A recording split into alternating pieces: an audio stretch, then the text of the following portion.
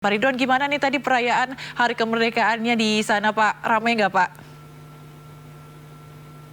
Eh, Terima kasih Mbak Zila ya. Iya, Pak. Selamat malam untuk para pemirsa di tanah air dan selamat sore untuk waktu Qatar. Yang saya hormati Pak Dubes Sulis sebagai salah seorang senior kita. Saya kira kemeriahannya luar biasa, antusiasme sangat tinggi ketika kita menyelenggarakan upacara bendera pada hari ini.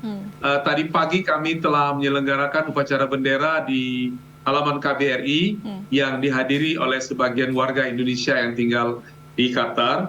Dan dalam rangkaian itu juga selain ada Paskibra yang kami bentuk sebagaimana di tempat-tempat lainnya, juga ada grup paduan suara anak-anak Indonesia. Tapi yang unik ya, yang unik adalah kita tahun ini mengengage ya, merangkul anak-anak berkebutuhan khusus di dalam tim itu. Jadi dari 6 orang Paskibra, ada 1 orang itu adalah anak berkebutuhan khusus dan mereka berhasil menjadi satu tim yang solid dan kuat dan sukses.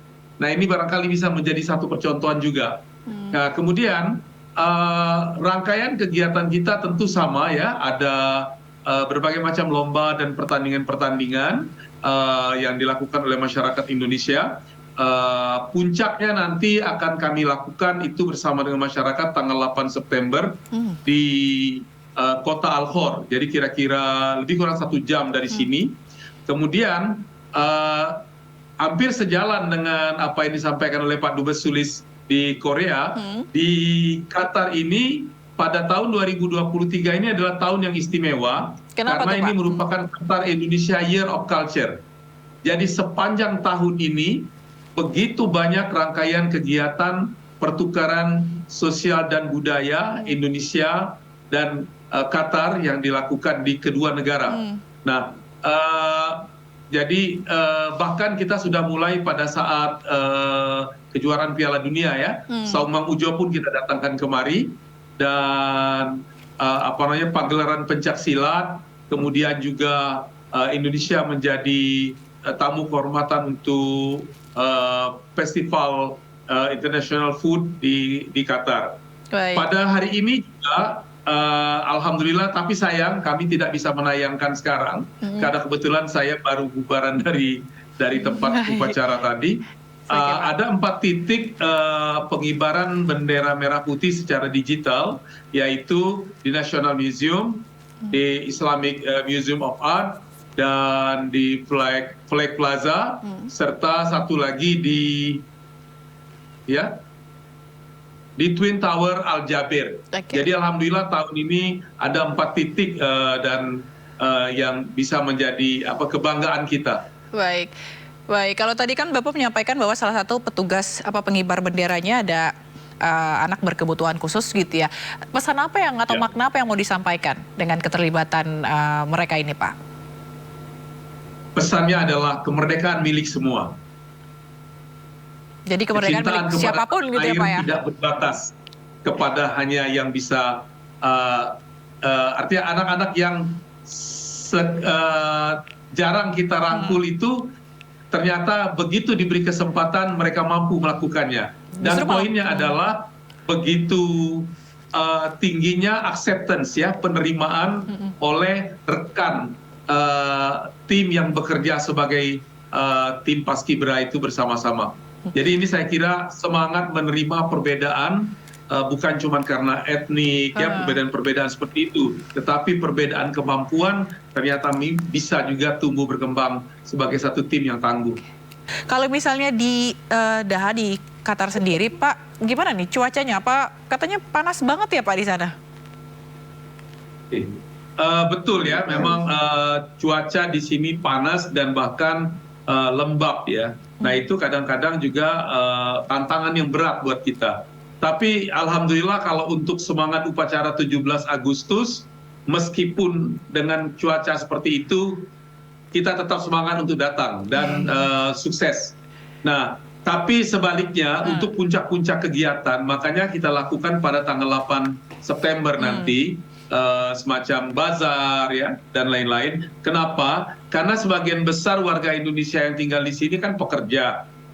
Kita punya saat ini sekitar 23.000 masyarakat Indonesia, 23.000 jiwa. Nah, banyak yang sekarang ini lagi cuti juga ke Indonesia atau ke tempat-tempat lain. Oh, okay. Nah, sehingga ya mereka baru nanti banyak yang kembali ke sini di akhir bulan Agustus kan. Sehingga kalau kita bikin kegiatan di 8 September insya Allah itu akan lebih ramai. Itu salah satu alasan juga. Jadi ya betul. Nah, kalau untuk masyarakat Indonesia mungkin agak unik ya. Karena di sini masyarakat Indonesia itu banyak dengan keluarga dan bahkan anak-anak yang lahir dan besar di sini. Namun tetap WNI ya. Dan couple-nya juga banyak, pasangannya adalah pasangan orang-orang Indonesia juga. Oke. Tapi kalau yang anak lahir di sana gitu Pak, itu bahasa Indonesianya gimana ya Pak? Apa diajarin atau mostly pasti mereka akan pakai bahasa ibu di sana kan? Ya, itu memang tantangan yang tidak mudah. Tapi alhamdulillah kami dari KBRI mencoba melakukan upaya meningkatkan rasa keindonesiaan, kecintaan kepada tanah air. Jadi kita mempunyai beberapa program untuk anak-anak Indonesia. Program yang pertama namanya Cerita dari Katulistiwa. Sasaran kita adalah anak-anak kecil usianya di bawah 10 tahun. Nah, ini kita bikin program sebulan sekali cerita tentang Indonesia dan itu diminati oleh mereka. Tapi bahasanya memang masih campur ya, bahasa Indonesia dan bahasa Inggris karena ada anak-anak kecilnya. Kemudian kita mempunyai program yang namanya Bikta. Bikta itu bahasa Indonesia untuk kita. Jadi kami mencoba mengembangkan satu program yang mirip dengan bahasa Indonesia untuk penutur asing. Itu BIPA yang dimiliki oleh Kementerian Pendidikan dan Kebudayaan dan Ristek.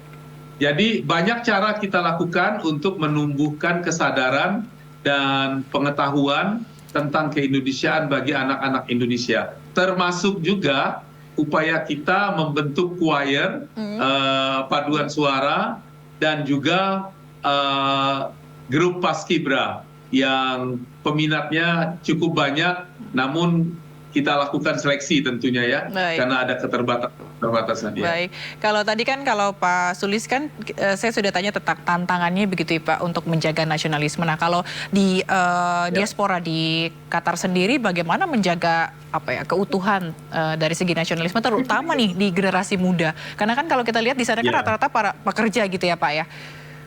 Ya, jadi menarik jumlah orang Indonesia di sini ada 23 ribuan. Tapi perkumpulannya banyak juga, ada 70 perkumpulan. Jadi orang Indonesia di sini gemar bikin perkumpulan dan dengan begitu kita sering ketemu gitu ya. Nah, pada saat-saat seperti itu nuansa keindonesiaannya insya Allah selalu bisa kita pelihara. Tapi memang betul tantangannya adalah karena kita tidak punya sekolah Indonesia di sini. Tantangannya adalah kadang-kadang mereka tidak semuanya lancar berbahasa Indonesia. Oleh karena itulah kita luncurkan program yang tadi saya sebutkan, Cerita Katulistiwa, Bikta, dan beberapa upaya lainnya. Baik, ini sejujurnya malam ini saya merasa terhormat dan merasa bangga sekali, begitu ya, beruntung sekali karena bapak-bapak bisa bergabung bersama kami. Terima kasih Pak Gandhi Sulistianto, Dubes Republik Indonesia untuk Korea Selatan, dan juga Pak Ridwan Hasan, Dubes Republik Indonesia untuk Qatar. Terima kasih telah bergabung di Sindo Prime. Selamat malam waktu Jakarta, salam sehat selalu bapak-bapak. Terima kasih kembali, terima kasih atas kesempatannya. Terima kasih juga, salam.